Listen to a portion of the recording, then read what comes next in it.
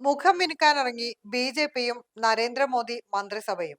ബംഗാളിൽ ഉൾപ്പെടെയുള്ള തിരഞ്ഞെടുപ്പുകളിൽ തിളക്കമാർന്ന വിജയം സ്വന്തമാക്കിയതിനു പിന്നാലെയാണ് ഒരുമിച്ച് മുഖമിനുക്കാനുള്ള ബി.ജെ.പിയുടെ തീരുമാനം.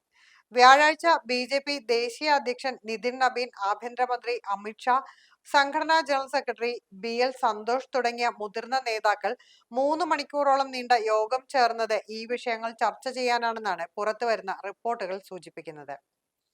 അടുത്ത തിരഞ്ഞെടുപ്പ് നടക്കാനിരിക്കുന്ന പഞ്ചാബ്, ഉത്തർപ്രദേശ് എന്നീ സംസ്ഥാനങ്ങൾക്ക് കൂടുതൽ പരിഗണന മോദി സർക്കാരിൽ നിന്ന് ലഭിച്ചേക്കുമെന്നാണ് റിപ്പോർട്ടുകൾ.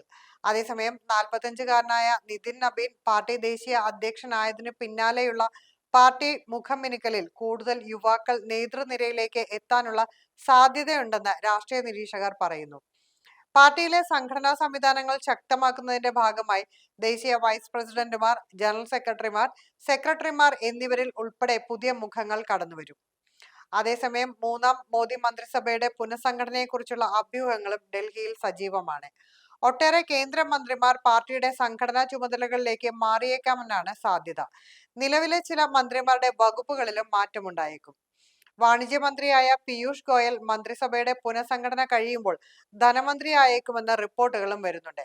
നിലവിലെ ധനകാര്യമന്ത്രി നിർമ്മല സീതാരാമൻ വിദ്യാഭ്യാസ മന്ത്രിയാകാനും സാധ്യതയുണ്ട്. അടുത്തിടെ നീറ്റ് പരീക്ഷയിൽ ഉൾപ്പെടെ ഒട്ടേറെ വിമർശനങ്ങൾക്ക് കാരണമായ മന്ത്രാലയമാണിത്.